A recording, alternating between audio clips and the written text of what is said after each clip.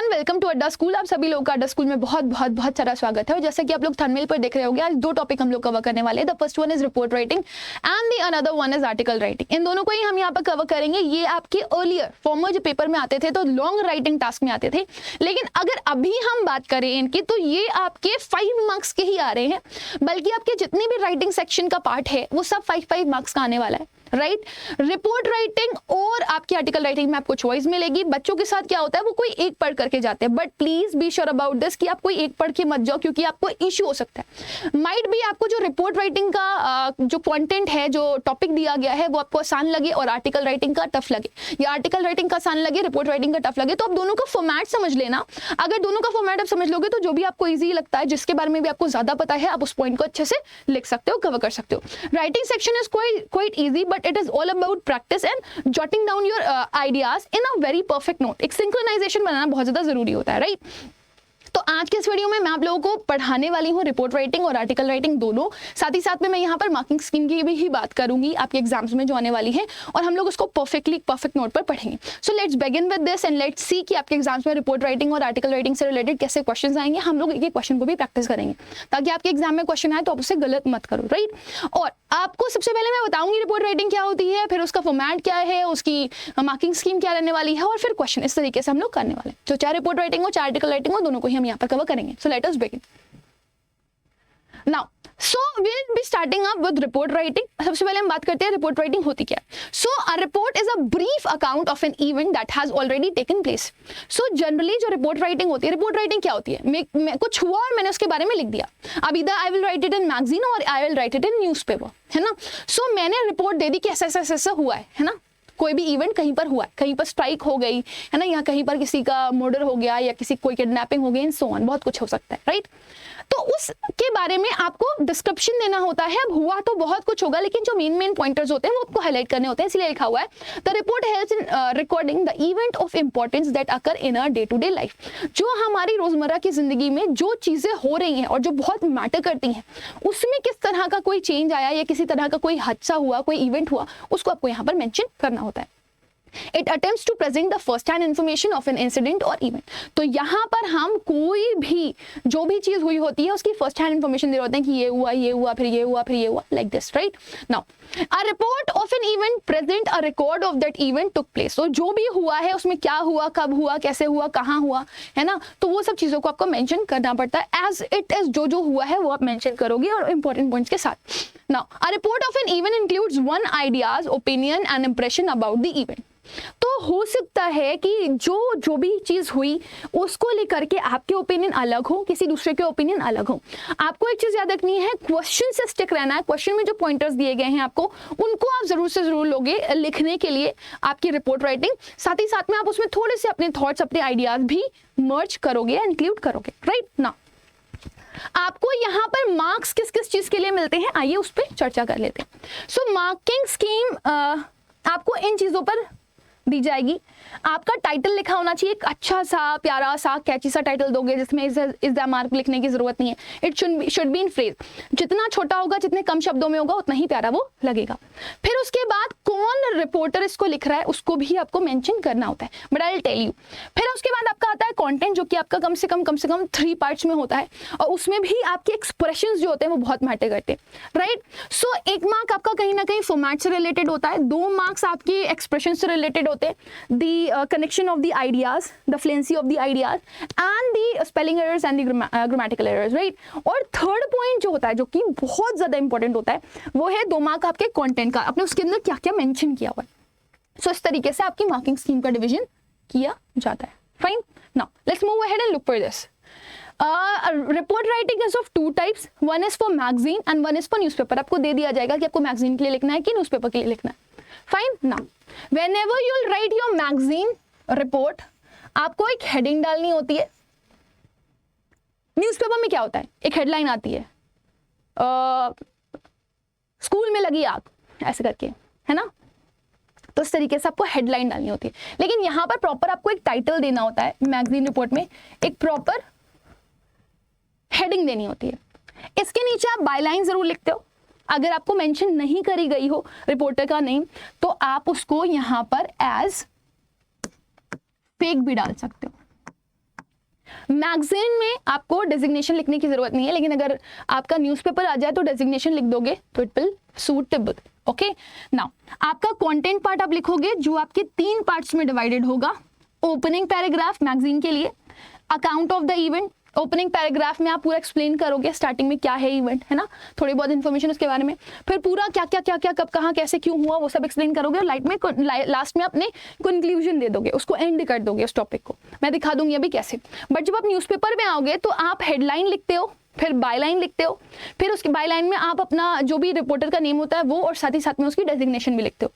यहाँ पर आपको डेट और प्लेस लिखना जरूरी होता है। जब भी आप ये काम करोगे कि आप न्यूज़पेपर की रिपोर्ट लिख रहे हो तो उसमें आपको डेट और प्लेस लिखना जरूरी होता है, किस जगह की है और किस दिन हुई है।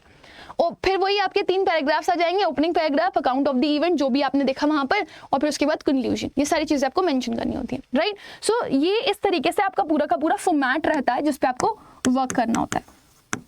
This is the format. Now let us look certain points जो कि बहुत इंपॉर्टेंट है और आपको याद रखने हैं while writing a report writing. Mention the place, date, time and other relevant facts about the event. जब आप एक रिपोर्ट राइटिंग लिख रहे होगे तो उसके कंटेंट में आपको समय, जगह, दिन, है ना, और भी जो इंपॉर्टेंट फैक्ट्स हैं जो आपको लगता है कि एक होता नहीं है जब आप रिपोर्ट लिख रहे होते हो तो वो चीज़ लोग पढ़ेंगे क्योंकि उसमें इंपॉर्टेंट चीज़ें हैं, वो सब आपने कवर किया हुआ है जो कि हुआ, सो वो सब मेंशन करना होता है। Include information collected from the people around or affected by the event. Might भी वहाँ पर जो आप थे वो देर में पहुंचे तो वहाँ के जो लोगों ने देखा उसको तो आप कवर कर सकते हो। सो आपको क्वेश्चन में जितने भी पॉइंटर्स दिए गए होंगे उनको कोशिश करोगे आप सारे के सारे कवर कर लो, और 1-2 पॉइंटर्स भी आप अपना अलग से ऐड ऑन कर सकते हो जो हेवे नहीं जाने चाहिए, टू द पॉइंट स्टिक होने चाहिए। नाउ आप रिपोर्टर का नाम जरूर लिखेंगे, it's necessary, byline is necessary. एक सूटेबल हेडिंग होनी चाहिए जो कि मैंने आप लोगों को बताया फ्रेज में होगी, इज, एम, आर, वाज, वर का यूज आप नहीं करेंगे। पास्ट टेंस में लिखी जाती है आपकी report writing, this is necessary क्योंकि ये पास्ट का इवेंट होता है। Right in reported speech and use passive form of expression, ज्यादा बेहतर रहेगा अगर आप इसको पैसिव में लिखते हो और रिपोर्टेड स्पीच में लिखते हो। डेवलप आइडियाज, खुद भी आपको थोड़े बहुत मतलब कुछ पॉइंटर्स ऐड करने पड़ेंगे, तो क्या कारण हो सकता है, रीजन हो सकता है, कॉन्सिक्वेंसेज हो सकते हैं, ओपिनियन हो सकते हैं, जो भी आपको लग रहा है कि जो भी सिचुएशन रही होगी उसमें क्या क्या पॉसिबिलिटीज हो सकती हैं वो आप यहाँ पर लिखोगे। Right in a less formal और मोर डिस्क्रिप्टिव मैनर, फॉर्मल बहुत ज्यादा मत हो जाना कि टू द पॉइंट स्टिक हो जाओ, डिस्क्रिप्शन देना है आपको, कब कहाँ क्यों कैसे हुआ, क्या रीजन हो सकता था, क्या रिजल्ट आया, क्या आउटकम आया, ये सब आपने एक्सप्लेन करना है। While writing a report for a school magazine में आपको डिस्क्रिप्शन में जाना ही जाना है क्योंकि उसमें आपके आइडियाज बहुत मैटर करेंगे। Present your ideas and impression to make the report writing interesting, जितने आप पॉइंटर्स यूज कर सकते हो, जितने आप लाइक कोटेशंस यूज कर सकते हो आप यूज करो, it will look so beautiful, है ना। आपको अलग से हाईलाइट लगेगा, हाईलाइट करके लिखना होगा कुछ तो वो आप मेंशन कर सकते हो और वो अलग से नोटिस भी किया जाता है, उसके मार्क्स भी मिलते हैं, right. So I hope this is quite clear to everybody. Now let's look at one of the example जो कि आपको यहाँ पर दिया गया कह रहा है MMD school Nashik recently organized a science symposium on the topic effect of pollution on quality of life, है ना। तो एक MMD स्कूल है नासिक का, उसने ऑर्गेनाइज किया था एक साइंस सिंपोजियम जिसमें टॉपिक दिया गया था इफेक्ट ऑफ पोल्यूशन, इंसान की जिंदगी में जो क्वालिटी ऑफ लाइफ है उसमें किस तरीके से पोल्यूशन इफेक्ट कर रहा है। आपका नाम अमित या अमिता है, पूरा नाम राजदान, अमिता राजदान या अमित राजदान। आपको स्कूल मैगजीन के लिए एक रिपोर्ट तैयार करनी है। Right a report on the event for your school magazine 120 to 150 words, ठीक है ना। और ये जो सोर्स है वो CBSE 2020 के पेपर से लिया गया है। तो क्योंकि आपकी ये मैगजीन है तो आपको पता है आपको डेट और टाइम मेंशन करने की जरूरत नहीं है स्टार्टिंग में, और आपको एक हेडिंग देनी है, हेडलाइन नहीं, और साथ ही साथ में आपको बायलाइन देनी है ना। अगर आपका मन हो इसमें ये मेंशन करने का डेजिग्नेशन तो करो, नहीं मन है तो कोई जरूरत नहीं है क्योंकि ये थोड़ा इनफॉर्मल टोन में ही रहती है, फॉर्मली नहीं जाना होता। सो आपको क्या करना है, रिपोर्ट तैयार करनी है किस चीज के ऊपर, report on science symposium held at MMD school Nashik. तो आपको एक रिपोर्ट तैयार करने के लिए बोला गया है साइंस सिंपोजियम के ऊपर, ये आपकी हेडिंग हो गई। फाइन, आपने रिपोर्ट तैयार करी, ये अमित या अमिता के द्वारा करी गई है। Who is she is the editor of school magazine या he is the editor of the school magazine, यहाँ पे लिखा भी है ना। देखो एक चीज याद रखना, आपके जो भी क्वेश्चन में आपके डिस्क्रिप्शंस दिए गए होते हैं, पॉइंटर्स दिए गए होते हैं, वो आपको यहाँ पर मेंशन करने होते हैं। Now look at this. अब सबसे पहले आप बताओगे, स्टार्टिंग ओपनिंग लाइन करोगे ना तो बताओगे कि क्या हुआ है। एक सिंपोजियम ऑर्गेनाइज किया गया था हमारे स्कूल में, ठीक है, on January 2021 in school on the topic effect of pollution on quality of life. तो क्या हुआ था, आपने सबसे पहले ये मेंशन किया, ठीक, किसके लिए था, बच्चों के लिए था, तो वो पार्टिसिपेट करेंगे इसमें। All the science students were a part of the elucidative program और दिस मैग्निफिसेंट प्रोग्राम, कुछ भी लिख सकते हो आप, अगर एक दो एक्स्ट्रा वोकैबुलरी वर्ड यूज कर लो, इट्स इंटरेस्टिंग कि बच्चे ने एक थोड़ा सा अच्छा वर्ड, करंट सिनेरियो से जुड़ा हुआ वर्ड ऐड किया है ना, जो किसके लिए ऑर्गेनाइज किया गया था आपने मेंशन कर दिया। अब आप पूरा स्टार्टिंग से लेकर एंड तक बताओगे, कब शुरू हुआ, क्या नहीं हुआ, एवरीथिंग। सो यहां तक तो आपका स्टार्टिंग शुरू हो गया ना। अब आप इवेंट के बारे में डिस्क्राइब करोगे। The event started with the felicitation of the guest speaker thereafter. सबसे पहले कांग्रेचुलेशन किया गया ऑल दी गेस्ट स्पीकर्स को। फिर उसके बाद क्या हुआ, पार्टिसिपेंट्स वर एस्पाउस्ड बाय श्री सूरज प्रकाश, सही है, सबको एक तरीके से रिवॉर्ड किया गया with this personality। फिर he acquainted them with the objectives and goals of the workshop। उन्होंने बताया कि मतलब किस चीज के लिए ये वर्कशॉप रखी गई है। The resource person Dr. Hariom Gupta reflected his profound knowledge on the topic and highlighted how important it is to curb the menace of pollution। अब ये आप imaginary characters ले रहे हो कि इन्होंने ये बताया ताकि आपकी जो रिपोर्ट राइटिंग है वो इंटरेस्टिंग लगे। And exalting demonstration of the effect of pollution on our lives galvanized the engrossed participants. After the lunch break, Dr. K.K. Arora, resource person, exhibited the possible steps that can be undertaken at the personal level to reduce the pollution। अभी आप ये ending कर रहे हो, आपने बता दिया किस चीज़ के ऊपर रिपोर्ट तैयार कर रहे हो आप, ठीक है ना। उसके बाद जब प्रॉब्लम्स बताई हैं तो उसके कोई ना कोई सोल्यूशन भी देने के लिए आया होगा।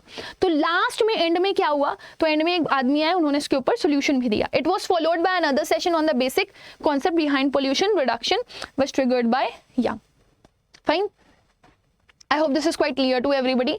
इस तरीके से आप अपनी जो भी रिपोर्ट राइटिंग है उसको एंड करोगे।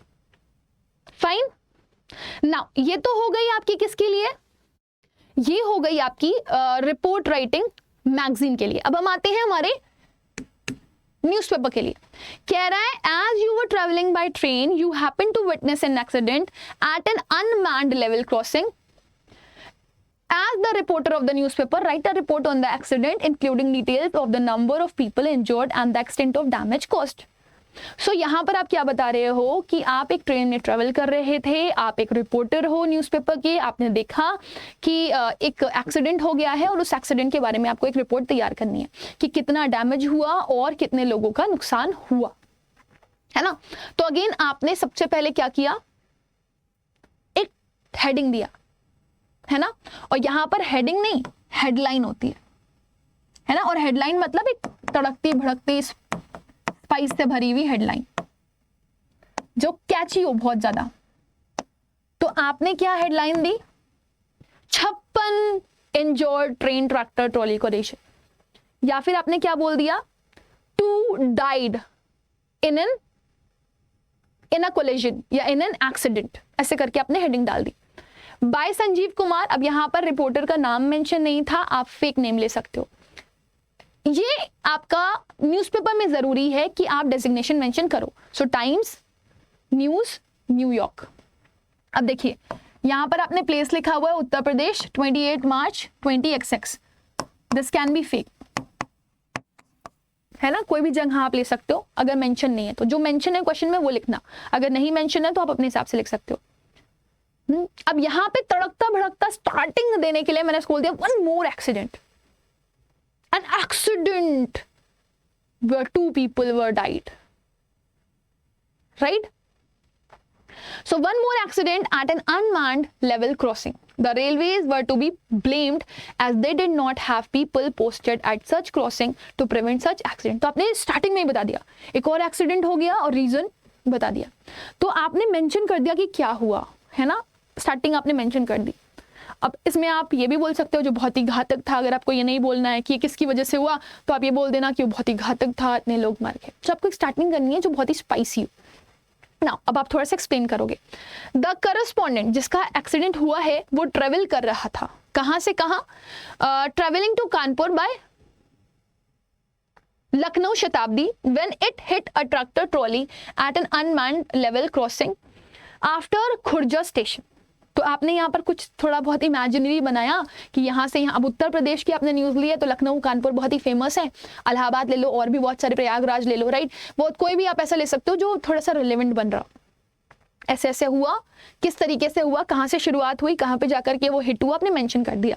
The train driver was handicapped due to the heavy fog for prevailing in the morning hours. Reason क्या था? जो ट्रेन ड्राइवर था वो हैंडीकैप था due to heavy fog.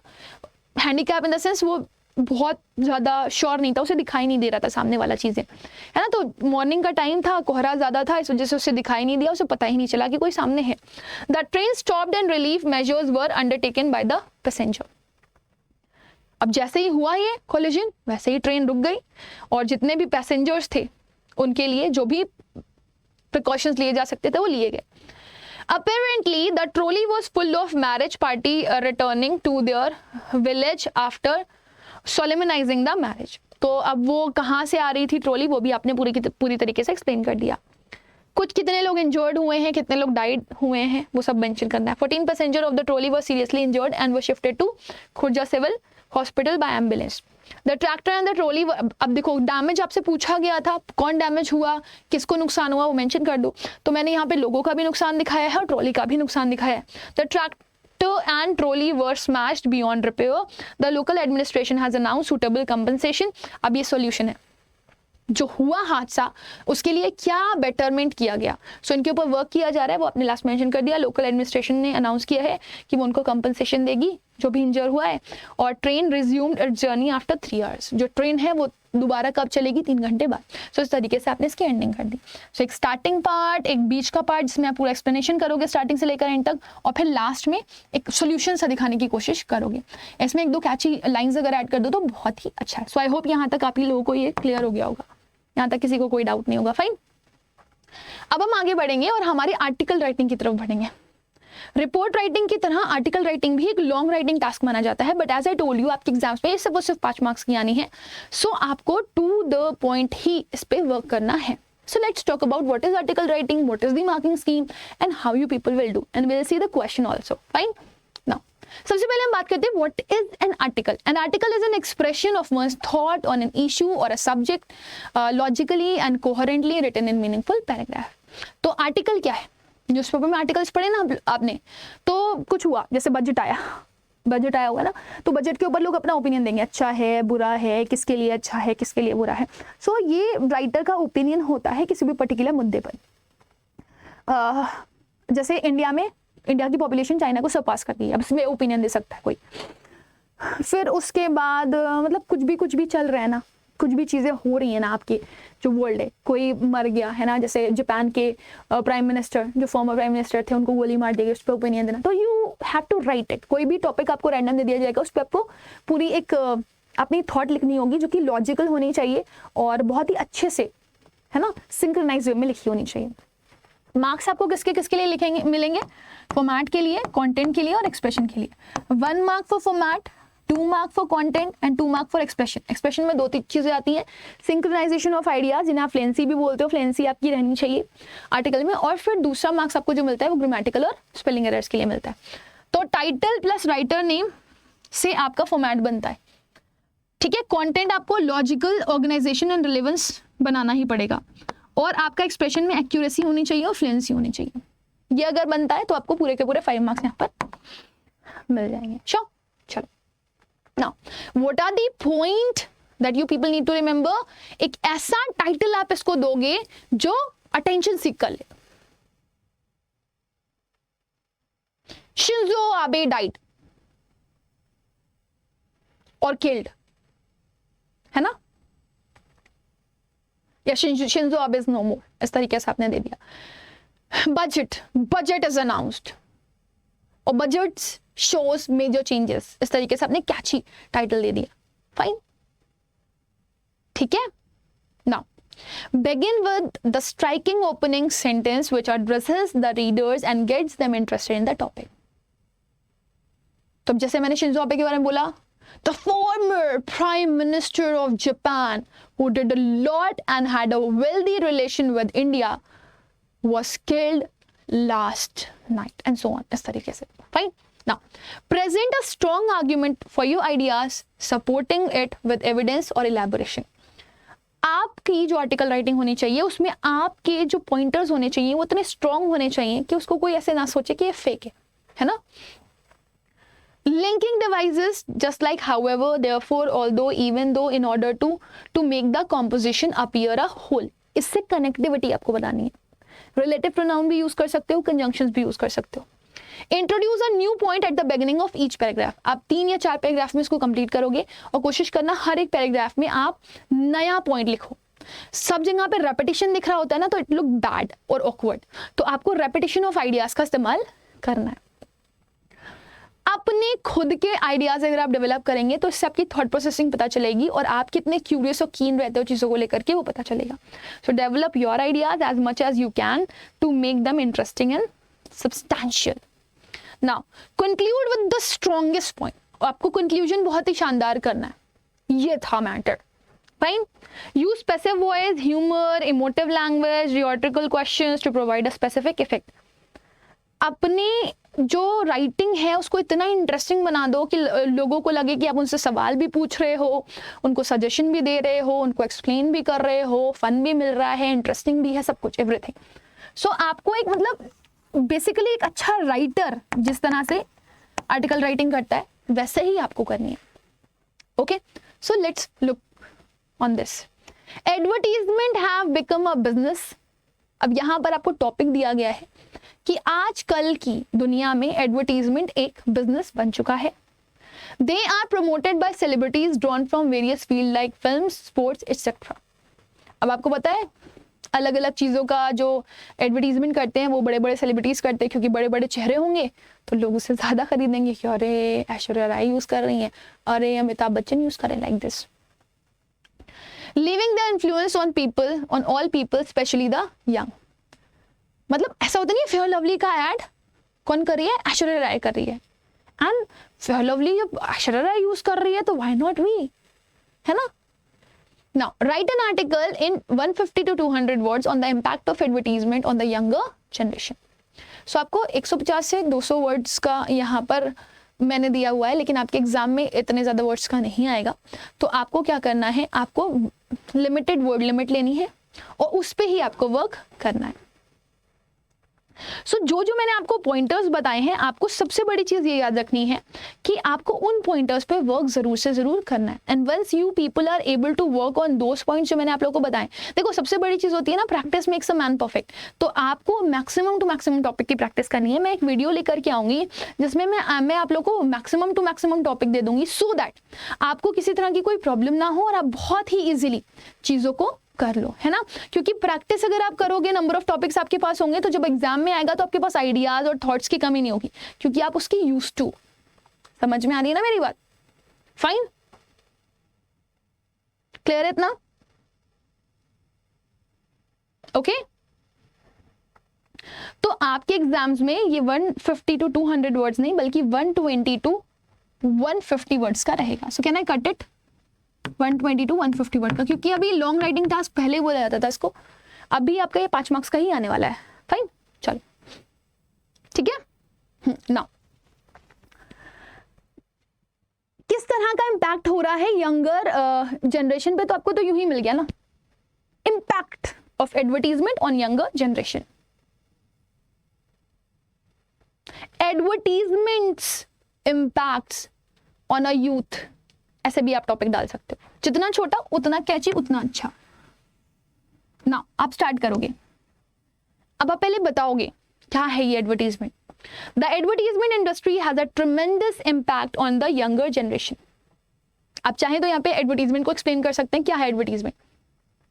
Advertisement is a kind of contact which is made by the which is made with the celebrities to the users, है ना, एक contact बनाने का तरीका है, with the help of which the number of people can sell their maximum products. And just because the celebrities are doing that, it make a major impact on the people. So the advertisement industry has a tremendous impact on the younger generation. अपने ही topic को अपने explain कर दिया यहाँ पे. As citizen of modern world, advertisement have become a part of daily lives of youngsters and they have got used to being bombarded with numerous advertisement over the course of their day. भाई चीज़ों के बारे में आपको पता नहीं होगा, आपके सामने नहीं होंगी तो आप उन्हें इस्तेमाल कैसे करोगे? क्योंकि हम आधुनिक समय के बच्चे हैं तो एडवर्टीजमेंट हमारी जिंदगी का एक पार्ट बन चुका है. हमें भी लगता है अच्छा ये चीज़ है, इसको लगाएंगे तो हमारे साथ ये बेटर होगा, इसको खाएंगे तो हमारे साथ ये अच्छा होगा. So we go and look for that. तो youngsters and they have got used to being bombarded with numerous advertisements over the course of day. तो वो एक देखते हैं, फिर और किसी के फायदे देखते हैं, अगले फायदे देखते हैं, तो वो देखते हैं कि क्या बेटर है, क्या सही है. राइट नाउ अब आपने अपना सेकंड पैराग्राफ शुरू किया. एडवर्टीज, अब देखो पहले वाले पैराग्राफ को आपको दूसरे से कनेक्ट नहीं करना है, फिर वापस एडवर्टीजमेंट के बारे में तो बहुत कुछ नहीं बताने लगोगे. Advertisement have become so common for them that they often do not even realise that they are hearing और व्यूइंग देम. एडवर्टीजमेंट इतना ज्यादा कॉमन हो गया है लोगों की लाइफ में कि कभी कभी उनको लगता है कि उन्होंने एडवर्टीजमेंट देखा भी है, नहीं देखा है, वो ऐसे टाइम पास के लिए यूज करते हैं उसको. So they have a pervasive influence on youth. अब कहीं ना कहीं बहुत ज्यादा इन्फ्लुएंस होता है इनका यूथ के ऊपर. In the ever expanding world of consumerism and advertising companies are constantly looking for new ways to sell their products. Now why advertisement is for, it is just for selling the products of the companies, right. So when जितने भी youngsters हैं, when they see the advertisement they find it interesting and they look at this and they see that, oh, this is a good cream, oh, this is a good intake, oh, this is a good food, I'll use this, I'll use that. So नए नए products आते हैं और नए नए चीज़ों को इस्तेमाल करने की क्यूरियोसिटी लोगों के अंदर बढ़ जाती है. Right? To leave an impact on their minds, the younger generation has become their prime target. अब why the younger generation is their prime target? Because जो young generation होती है ना, उनके दिमाग में बहुत सारी खुराफात चली होती है, बहुत सारे आइडियाज चल रहे होते हैं. So they want everything in their lives. Right. So सबसे ज्यादा इम्पैक्ट उन्हीं के ही दिमाग पे करता है. The younger generation has become their prime target because they have more spending power than even before and increased avenues at their disposal. उनके अंदर ये एक क्यूरियोसिटी होती है कि मैं इस्तेमाल करूँ, मैं यूज करूँ, मैं डिस्पोज कर दूँ. Therefore, companies spend enormous amount of money to rope in popular film stars, cricketers, musicians, etc. to endorse their products. So इसी वजह से वो बड़े बड़े फिल्म स्टार्स, बड़े बड़े क्रिकेटर्स को हायर करते हैं और फिर उनसे एडवर्टीजमेंट्स करवाते हैं. This helps to ensure popularity and early brand loyalty. अब यहाँ पर इतनी बड़ी सेलिब्रिटीज के साथ लिंक्ड है तो लोगों को क्या लगता है कि कहीं ना कहीं ये बहुत बड़ी कंपनी है और बहुत ही रिलायबल कंपनी है. वो ट्रस्ट करते हैं सेलिब्रिटीज पर. In the last decade many super brands have looked towards new and outrageous ways to capture young audiences through a appealing campaigns, as these youngsters are cognitively and psychologically quite defenseless against advertisement. So अब आप बता भी सकते हो कि पिछले कुछ time से क्या हो रहा था. तो यहाँ पर बताया गया है लास्ट पिछले कुछ दशक में बहुत सारे जो सुपर ब्रांड्स थे उन्होंने उन लोगों को इन्वॉल्व किया, जैसे न्यू और आउटरेजियस वेज निकाले यंग ऑडियंस को कैप्चर करने के लिए.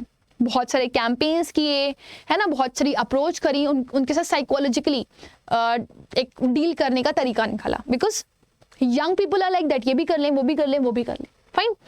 So clearly advertisement represent big business. अब यहाँ पे आप कंक्लूजन कर रहे हो, सीधे सीधे समझ में आ रहा है एडवर्टीजमेंट एक बहुत बड़ा बिजनेस है and has a significant effect on young people who need to be educated about the effects of advertising, that is media literacy. This will prove to be helpful in mitigating the harmful effect of advertising on youngsters. So अब ये जो चीज़ें हो रही हैं उसका conclusion आप किस तरीके से करोगे कि आप उसमें कुछ सीख दे सको, कुछ बता सको, कुछ अपना ओवरव्यू दे सको कि कितना फायदेमंद है और कितना नुकसानदायक है. सो इसके लिए अवेयरनेस इज नेसेसरी, है ना. बोलते हैं ना prevention is better than cure. तो वो ये कोटेशन आप यहाँ पर डाल सकते हो कि लोगों को इस चीज़ पर वर्क करना चाहिए। सो आई होप स्टूडेंट्स कि आप लोगों को यहाँ तक क्लियर हो गया होगा। तो ऐसे कोई भी टॉपिक्स आ सकते हैं, उसमें आप अपने आइडियाज़ लिख सकते हो, लेकिन कोशिश करना कि आइडियाज़ आपके सिंक्रोनाइज हो। जैसे आप यहाँ पर देख रहे होगे, पहले मैंने एडवर्टीजमेंट को एक्सप्लेन किया, उसका इंपैक्ट किसके ऊपर है वो एक्सप्लेन किया, किस तरह से इंपैक्ट उनके ऊपर पड़ रहा है वो मैंने एक्सप्लेन किया, ठीक है, और किस तरीके से जो एडवर्टीजमेंट वाली जो कंपनीज हैं वो बेवकूफ़ बना रही है लोगों को, और उसके लिए हमें क्या करना चाहिए, इस सब पे हमने काम किया। तो इसी तरीके से आप कोई भी टॉपिक को बहुत ही अच्छे से लिख सकते हो। I have taken one another topic for you, ताकि आपको थोड़ा सा और हेल्प मिल जाए। So as compared to the older generation, the youth of today are generally inclined to pursue adventurous activities either for money or for fun. आजकल आपने देखा होगा YouTube और छोटी मोटी चीज़ें लोग बड़े ही इंटरेस्टिंग फील करते हैं कि wow, I think I should do this, I should do this. छोटे छोटे बच्चों को देख रहे होगे आजकल, वो कमाने के लिए निकल जाते हैं कि अरे मैं तो कमा लूंगा, मैं ये करूंगा, मैं वो करूंगा, right. So there is a latest craze for joining reality shows, rafting, rock climbing, जो पहले नहीं होता था, है ना। जैसे छोटे छोटे से बच्चे होते हैं, डांसिंग में पार्टिसिपेट करेंगे, सिंगिंग में पार्टिसिपेट करेंगे, रियलिटी शोज में पार्टिसिपेट करेंगे, है ना, और एक क्रिएटिव इवेंट्स में पार्टिसिपेट करेंगे, है ना। बच्चे छोटे छोटे राइटर्स बने जा रहे हैं। So how is it possible? तो उसके ऊपर आप लोगों को लिखना है, एक पैराग्राफ आर्टिकल लिखना है। So compare to the older generation, the youth of today are greatly inclined to pursue adventurous activities. तो आप इस तरह से भी लिख सकते हो, the influence of adventurous activities on students, या फिर आप ये लग सकते हो involvement of children in adventurous activities nowadays, है ना। या फिर आप कोई ऐसा कैची सा भी अपना हेडिंग डाल सकते हो, live life don't just exist। Adventure से तो यही होता है ना, जिंदगी जियो, खाली एग्जिस्ट मत करो। सो अब आप यहाँ पे एक्सप्लेन करोगे अपने इस टॉपिक को। To lead a life of adventure certainly very exciting and amazing. Adventure से भरी हुई जिंदगी अमेजिंग तो होती है। It involves breaking free of certain social conditioning and challenging yourself to work upon your mental fears which are mostly in your mind and discovering unlimited freedom and opportunities. So आपने explain कर दिया कि adventure क्या है and how you have to work for that, और उससे उसका effect क्या होगा अगर आप वो करते हो तो। नाउ अब आप एक्सप्लेन करोगे, we therefore need to be willing to undertake adventure as it is a necessary part of happy existence. अगर आप खुश रहना चाहते हो तो अपनी जिंदगी में नई नई चीजें करो। It is important to spend your limited time on earth doing some of those things that make a difference and give one enjoyment rather than simply sinking all the time playing the normal routine game of delayed gratification. So आपको feel हुआ ऐसा जिंदगी में आपने कुछ बड़ा किया है ना। Why there are certain people who are very very famous, है ना। Why Neil Armstrong was famous? Because he has done some adventurous activity.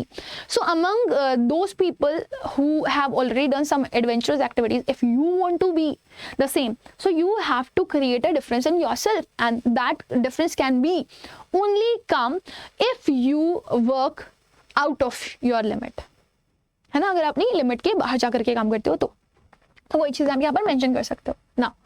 Taking actions help. अब यहाँ पे मैंने दो पैराग्राफ को मर्ज कर दिया, आप इसको डिवाइड भी कर सकते हो। मैंने फर्स्ट पैराग्राफ यहाँ तक है और सेकंड पैराग्राफ यहाँ पर। आप दो पैराग्राफ को बड़ा भी कर सकते हो या फिर उसको तीन पैराग्राफ में तोड़ भी सकते हो, fine. Taking actions help one to build a more enriching life and enables to embrace life with more passion each day. कोई भी एक चीज पकड़ लो, पॉजिटिविटी या नेगेटिविटी, जो भी आपको लग रहा हो, है ना। नाउ एडवेंचर, क्योंकि आपने टॉपिक डाला था live life don't just exist, तो आप इसमें पॉजिटिविटी दिखा रहे हो कि ऐसा होगा वैसा होगा, ये अच्छा होगा वो अच्छा होगा। तो अभी एक्सप्लेन करने की कोशिश करते हैं। The desire for sameness never, who love to live a monotonous life, everybody just want entertainment and entertainment, and entertainments come from the word adventure. अब एडवेंचर करोगे, आप नई नई चीजें एक्सप्लोर करोगे, नई नई चीजों के बारे में पता चलेगा, and you will feel great. So this line you can also add in this, हो ठीक है। So the desire for sameness never contributes to anything exciting but makes a life and spirit dull. अगर हम लोग same चीज रोज रोज करते रहेंगे, same दाल खाएंगे, सेम कपड़े पहनेंगे, तो हम बोर हो जाएंगे। So we want something new, जिससे हमारी जिंदगी में कुछ एक्साइटमेंट बना रहे। A variety of sports and recreation are adventures to a lot of people today. It's true. आप चाहो तो कुछ एग्जांपल्स भी ले सकते हो कुछ पर्सनालिटीज के। Some places race cars, sky drivers, jumps out of 5 aeroplane, mountain climbers, scale peaks etcetera. ये सब कुछ गेम्स हैं, कुछ एडवेंचर्स हैं जिनमें आप इन्वॉल्व हो सकते हो। This helps them to escape their daily stress and gives them a high. So it is important to live life to the fullest, and it is so also surely worth making the effort to live with an adventurous spirit. So अब यहाँ पर आप चाहो तो and में लिख सकते हो कि either you believe or not, adventure is the spice of life. So you can end it like this also. So इस तरीके से आप अपनी आर्टिकल राइटिंग को और ज़्यादा इंटरेस्टिंग बना दोगे. सो ये सेकेंड टॉपिक था जो I have just given it to you, ताकि आप इस पर वर्क कर सको. अब यहाँ पे आप अपने आइडियाज़, अपनी क्रिएटिविटी भी डाल सकते हो, आप कनेक्शंस बना सकते हो. पहले में आपने एक्सप्लेन कर दिया उस टॉपिक को, सेकंड में क्या क्या चीज़ें हैं जो वो फैक्टर इंक्लूड करती हैं वो बता दिया आपने, और थर्ड में आपने कंक्लूजन दे दिया कि अगर ये ना होता तो क्या होता, या इसका आफ्टर मैथ क्या होगा, वो सब एक्सप्लेन कर सकते हो. So with this my dear student, I have come to the end of the session. I hope कि आप लोग को अच्छे से आर्टिकल राइटिंग और रिपोर्ट राइटिंग समझ में आ गई होगी. कोई डाउट होता है तो definitely will be having a discussion. बहुत सारे बच्चे बोल रहे थे मैम नोटिस राइटिंग का जो फॉर्मेट चेंज हुआ है उस पर थोड़ा सा डिस्कशन कर लीजिए. So definitely I will come up with the notice writing format also, जो न्यू आया है उस पर भी डिस्कशन कर लेंगे. सो अभी मैं सेशन को एंड कर रही हूँ, तब तक के लिए bye bye, take care and God bless you all.